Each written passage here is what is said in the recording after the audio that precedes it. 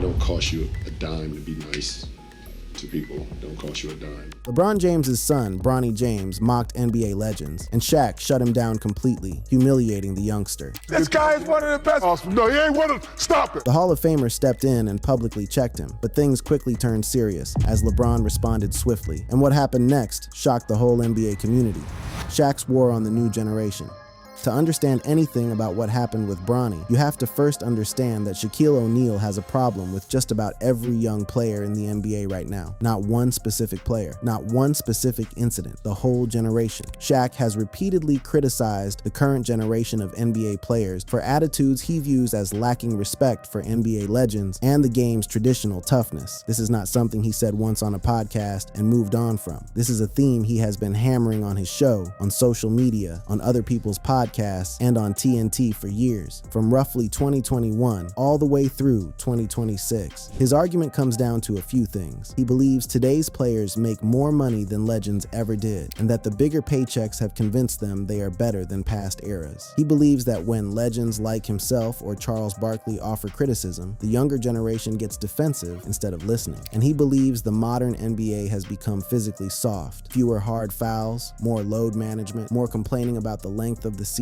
He said it himself. Guys are making way more than we did, so in their minds, they think they're better. That quote captures the entire foundation of Shaq's argument. In his mind, there is a direct line between the money these players earn and the attitude they carry. He is not saying they lack talent. He is saying they lack humility. He is saying they hear a legend tell them what they need to fix, and instead of taking notes, they fire back on social media or call the legend a hater. And he has not been quiet about naming names when it suits him. This is the thing about Shaq. He does not separate his critique of individual players from his critique of the generation. It all blends together. One minute, he is talking about Dwight Howard's contract. The next, he is talking about how Joel Embiid plays soft. And the next, he is making a broader statement about how the entire league has lost its edge. He called Embiid out directly on air, comparing him to Giannis Antetokounmpo. The difference between Giannis and Embiid is force. Giannis is playing with force, and Embiid is playing SOF capital T. S-O-F-T. He spelled it out on national television. And when his co-hosts told him that was harsh, he did not back down. That exchange tells you everything. The people around Shaq recognize that his words hit hard, but Shaq does not see it that way. In his mind, he is simply holding players to the standard that was held over him when he came into the league. When you go 1 out of 10, I'm just saying that's harsh. When you go 1 for 10, it ain't your coach's fault. And then the punchline. It ain't your teammate's fault, it's your fault. This is the Shaq formula. He identifies something he sees as a weakness. He calls it out in the bluntest possible language. And when people react, he doubles down. He has said that he knows what greatness looks like because he played against Michael Jordan, Charles Barkley, Karl Malone, and John Stockton. He has said that he rarely hears current players say they feared LeBron the way past players feared Jordan or Kobe, and that bothers him. It suggests to him that the reverence is gone, that the intimidation factor is gone, that the respect for what came before is gone. And in February 2026, he put all of it into one sentence on Threads. He wrote, "Because y'all accept mediocrity and us legends don't, this is why the game sucks." That post did numbers because it was not aimed at one player. It was aimed at everyone. The players, the fans, the culture of the modern NBA. In Shaq's eyes, the entire ecosystem has lowered its standards. The players sit out games when they are healthy. The league hands out flagrant fouls, fines, and suspensions for hard fouls that used to be normal. And the young guys who benefit from all of this have the nerve to act like the legends criticizing them are just jealous old men. He addressed that directly. He said, "Stop being sensitive because I know what I'm talking about, and you know I know what I'm talking about." Now, here is where this gets important. Shaq has admitted on the record that some of this is jealousy. Not jealousy over talent, jealousy over money. He has said openly that when he sees players getting $200 million contracts for averaging 11 points a game, it stings. He made that math clear on Inside the NBA. Shaq looks at what these players earn and measures it against what he earned. And then he looks at their output on the court and decides it does not match. That gap between the money and the performance is what fuels every single one of his hot takes. But Shaq also insists that his criticism comes from a motivational place. He has said he throws it out there when he sees underperformance at the elite level, not to tear players down, but to push them. He has praised some young players like Anthony Edwards and defended others against what he felt was unfair scrutiny. The line he draws is toughness, work ethic, and respect for the past. Cross that line, and Shaq will come for you. Stay on the right side of of it and he will have your back. That distinction matters because of what happened next, when the spotlight turned to a kid who had not even proved himself yet, a kid whose only crime was having the most famous last name in basketball. The Bronny problem. Bronny James was selected 55th overall by the Los Angeles Lakers in June 2024. That is the second round. In any normal draft, the 55th pick gets a brief mention on the broadcast, maybe a handshake photo, and then fades into the background of training camp and the G League. Nobody expects the 55th pick to start. Nobody expects the 55th pick to contribute right away. Most of the time, nobody expects the 55th pick to make the final roster. But Bronny James is not a normal 55th pick. Bronny James is LeBron James's son, and that one fact turned what should have been a quiet, low-pressure start to a professional career into the most watched and most debated draft selection of the year. Shaq himself acknowledged how strange the situation was. He commented that in all his time in the NBA, he had never observed that a pick at number 55 would cause so much commotion. That was not a shot at Bronny. That was Shaq pointing out the obvious. The only reason anyone cared about the 55th pick was the last name attached to it. And the scrutiny started before the kid even put on an NBA jersey. During Summer League, Bronny struggled. He missed shots. He looked like a player adjusting to a higher level of competition, which is exactly what he was. But because he was LeBron's son, every missed shot became a headline. Every bad game became a trending topic. Every analyst with a microphone had an opinion about whether he belonged in the league at all. Shaq went on his podcast and pushed back against all of it. I would like the scrutiny to get off Bronny James. That's who you would like to get a break from the scrutiny. Yeah, my nephew. He called him his nephew. That is not a blood relation. That is a term of endearment in the basketball community, a sign that Shaq considers the James family close enough to be protective over, and his protection was clear. I tell my kids all the time, pressure is where you don't know where your next meal is coming from. You don't have to be like me. That line, they have to live up to what we have done, is Shaq speaking from experience. His own children grew up under the same kind of pressure. People expected them to be the next Shaq. People compared their games to their father's game. And when they fell short of that impossible standard, people used it against them. Shaq has talked openly about telling his kids that pressure is not living up to a basketball legacy. Pressure is not knowing where your next meal is coming from. I tell my kids all the time, pressure is where you don't know where your next meal is coming from. He continued with something even more revealing. You don't have to be like me. I want you to be better than me. And I'm not talking about as a player, as a person. That is a father speaking, not a basketball analyst. And he applied that same energy to Bronny's situation. He wanted the kid to have space to grow without every step being examined under a microscope. But then Shaq went further, calling out specific media figures who were piling on. Hope he has the opportunity to play well. Hope he has the opportunity to make a name for himself. But I'm sitting watching all this stuff. And he singled out Bill Simmons for making a comment about drafting Bronny as a kind of gimmick. You know, like Bill Simmons saying, let's draft him and use him as like all that's unnecessary. To Shaq, the media was treating a teenager like content rather than a human being. They were turning every missed layup into a punchline and every roster decision into a debate about nepotism. And Shaq, for all his willingness to call out players he deemed soft or overrated, decided that the line was a kid who had not even been given a real chance yet. After those summer league struggles, TMZ caught up with Shaq and asked him about Bronny. His message was direct and simple. Keep playing hard, Bronny. Uncle Shaq loves you. That was it. No analysis, no conditions, no caveats, just support from someone who understood what the kid was going through because he had watched his own children go through something similar. But the scrutiny did not stop because Shaq asked nicely. It only got louder as the regular season approached and the father-son duo was about to make history. On October 22nd, 2024, Bronny and LeBron took the floor together for the Lakers season opener. It was the first time in NBA history that a father and son played in the same game. Bronny played limited minutes. He missed his shots, and the reactions split right down the middle. Some people celebrated the milestone, and some people pointed to the stat line and said he did not belong. Shaq handled it on Inside the NBA. He acknowledged the moment as a great accomplishment for the James family, but he was realistic about the road ahead. He said Bronny was not going to be in the starting lineup, and probably not going to be in the second lineup either, but that the kid should work every day to earn some kind of rotation minutes. He noted that very few rookies have ever come in and had a great impact immediately. immediately. His co-host, Charles Barkley, was not as diplomatic. Barkley said outright that Bronny should be in the G League, and he's not ready. Shaq did not echo that. He kept his comments encouraging, saying he had known Bronny for a long time, that the kid works hard, and that he wished him well. But even while defending Bronny personally, Shaq could not separate this situation from his larger narrative about the modern NBA. The same man who told the entire generation they accept mediocrity was now watching the most high-profile young player in the league struggle on national television. And every struggle Bronny had became evidence, in the public's eyes, if not in Shaq's, that the current generation could not handle what the legends handled. Bronny became the poster child for a debate he never asked to be part of. The contradiction at the heart of Shaq's message.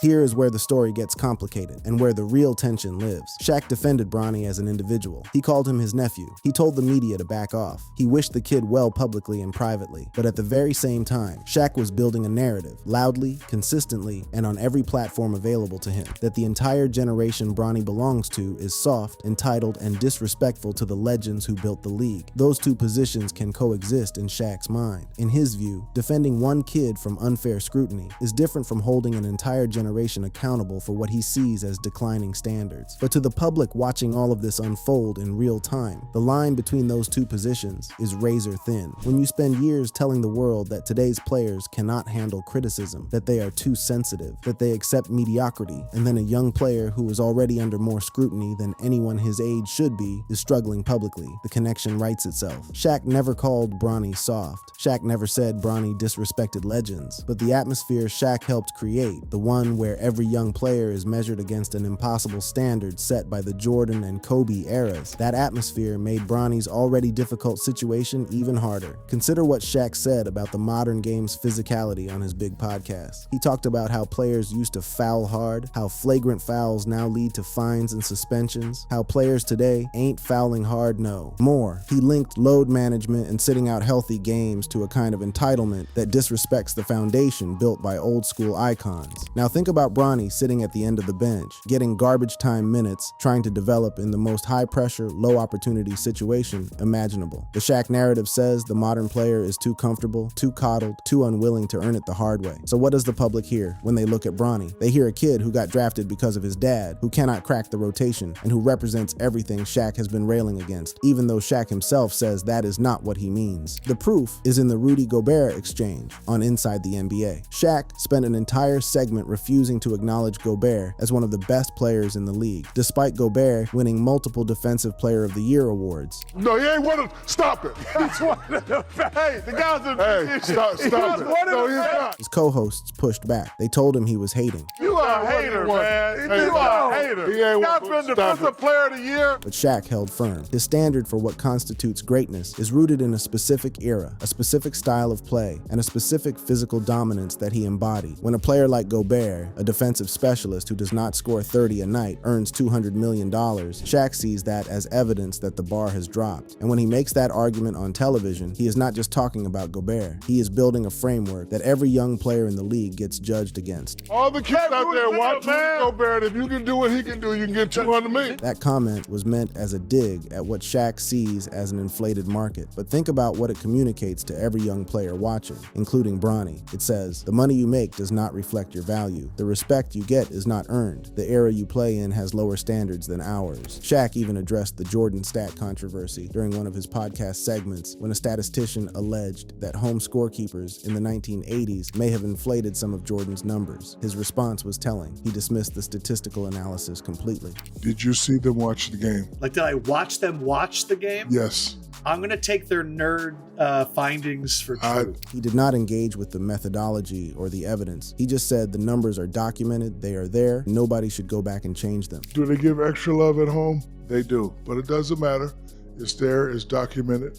You want to impress me, go back and change it. This tells you how Shaq processes history. The past is settled. The records stand. The legends are untouchable. And anyone, player, analyst, statistician, who tries to challenge that narrative is wasting their time. The only direction criticism flows, in Shaq's worldview, is from the legends down to the current generation, never the other way around. That is the contradiction. Shaq wants to protect Bronny from unfair scrutiny, but Shaq also wants the freedom to tell every other player Bronny's age that they are not tough enough, not humble enough, and not respectful enough of the people who came before them. He does not see those two things as connected, but LeBron James does. LeBron's response. LeBron James has been many things in his career. He has been the best player on the planet. He has been a 4-time champion, a cultural icon, a businessman, and a media mogul. But when it comes to Bronny, LeBron has made one thing clear over and over again. He is a father first, and fathers protect their children. The protection started long before the draft. In March 2023, LeBron tweeted that Bronny was better than some of these cats I've been watching on League Pass. That was LeBron doing what LeBron does, using his platform to hype his son and push back against anyone who was underestimating him. It was a proud father talking, not a basketball analyst offering an objective assessment. Then, in February 2024, when Bronny slipped in an ESPN mock draft, LeBron posted and then deleted tweets asking people to just let the kid be a kid and enjoy college basketball. The fact that he deleted the tweets tells you something. LeBron knew that engaging with every slight would only draw more attention, but he could not help himself. The instinct to defend his son overrides the strategic thinking that has defined the rest of his career. After the draft and the summer league struggles, LeBron gave an interview to ESPN that captured his perspective perfectly. He said that people did not really understand Bronny, that Bronny does not care about the critics, that he doesn't give a damn, and that he is the coolest, the complete opposite of his dad. He also posted on Instagram telling Bronny directly to forget all the hate because they don't know you. When the regular season started and the criticism continued, LeBron's defense evolved from social media posts to direct confrontation. He said publicly that if you ever met Bronny, you would realize how wrong it was to look down on him. He talked about the unique pressures of having a famous father, the social media trolls, and the constant comparisons, and he noted that he never had to deal with any of that when he was coming up. And then came the moment that turned this from a simmering situation into a headline-dominating event, the Stephen A. Smith confrontation. In January 2025, Stephen A. Smith said on First Take that he was pleading with LeBron James, as a father, to stop putting Bronny in a position where he was being criticized for not being ready. Smith said explicitly that everyone knew Bronny was in the NBA because of his dad. It was the sharpest, most public version of the nepotism accusation that had been following Bronny since high school. On March 6, 2025, during a Lakers-Knicks game, LeBron walked up to Stephen A. Smith courtside. Video and reports showed LeBron telling him in strong language to keep his son out of it. That confrontation was not about basketball analysis. It was not about whether Bronny deserved rotation minutes. It was a father telling a media personality, face-to-face, in front of cameras, that his son was off limits. Smith later confirmed on First Take that LeBron confronted him specifically about comments on Bronny and spoke as a daddy, not as a superstar. That distinction matters. LeBron was not leveraging his status as the greatest player of his generation. He was leveraging his status as a parent who had heard enough. Bronny himself addressed the noise around this time. In an interview with The Athletic in March 2025, Bronny said he hears the hate, but tries to let it go through one ear and out the other, that sometimes it fuels him, and that people think he is a robot. That last part is striking. The public sees a kid who never reacts, who keeps a straight face through everything, and they assume he is unaffected. But Bronny was telling the world that he feels all of it. He just does not let it control him. Bronny described that composure after his first basket in Cleveland, the arena where his father spent half his career. Yeah, I mean, it was insane. Much more than I anticipated, for sure. But it's all love. Like it was insane. He paused and then added something revealing. It was a nice moment. The chance really got me. Like I was straight faced, but like I felt it, and it felt pretty good. Straight-faced but feeling everything. That is Bronny in a single sentence. And LeBron, watching from the same court, described it from a parent's perspective. My sense is that he's better than I would have been in that situation.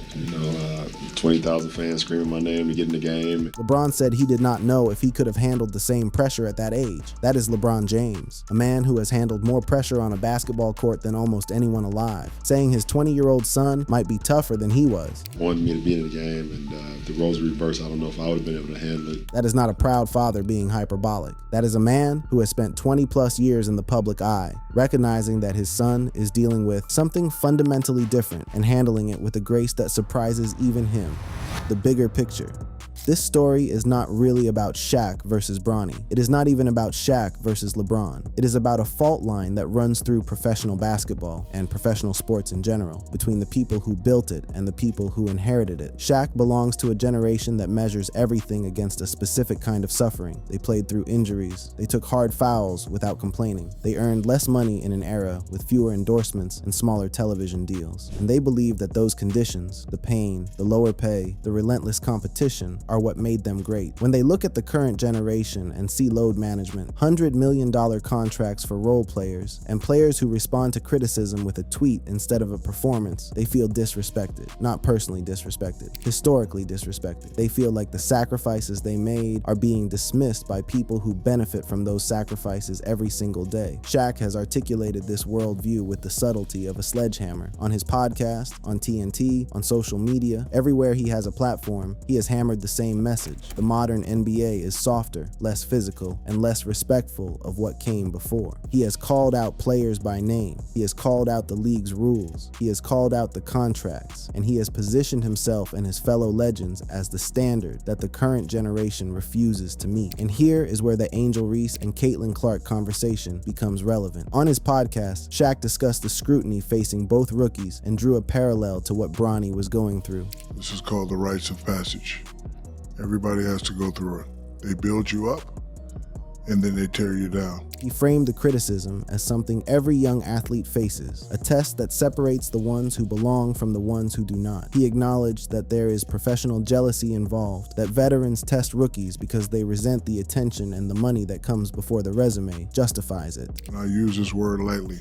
It's professional jealousy, which is understood. That admission, that professional jealousy is part of what drives the criticism, is something Shaq has acknowledged about himself as well. He has admitted feeling some professional jealousy over LeBron and Bronny becoming the first father-son duo to play together in the NBA. That is not jealousy over talent. It is jealousy over a milestone he will never achieve, an experience he will never have, a legacy that includes something beyond rings and MVPs. But Shaq also drew a line between the scrutiny that he believes is necessary and the scrutiny that goes too far. He spoke about Angel Reese and Caitlin Clark as players who were earning their respect through the fire of veteran pushback, and he applied the same logic to Bronny, except he wanted the fire turned down for his nephew. That's what Angel and Caitlin are going through right now. You know, a lot of these sensitive people do not understand that in order to be accepted in a fraternity or a sorority. The fraternity metaphor is deliberate. In Shaq's mind, getting into the NBA or the WNBA or any elite level of professional sports requires a hazing process. You get tested, you get knocked down, you either get back up and prove you belong or you wash out. And the legends are the ones who administer the test. But LeBron sees it differently. LeBron does not view media criticism of his son as a rite of passage. He views it as unnecessary cruelty directed at a young man who has already proven his resilience just by showing up every day in one of the most hostile environments a 20-year-old could possibly face. When asked what it means to watch his son realize a dream, LeBron's answer had nothing to do with basketball. It's the greatest thing in the world.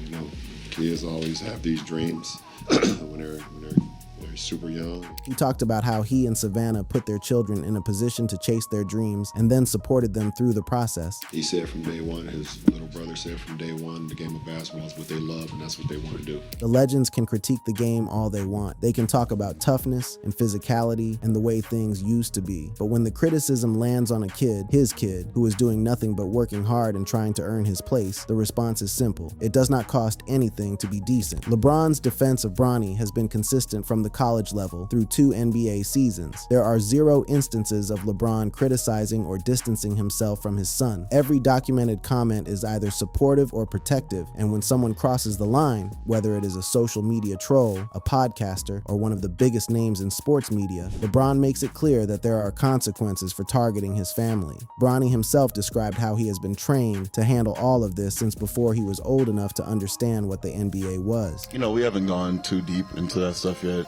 especially because we haven't even started Summer League yet.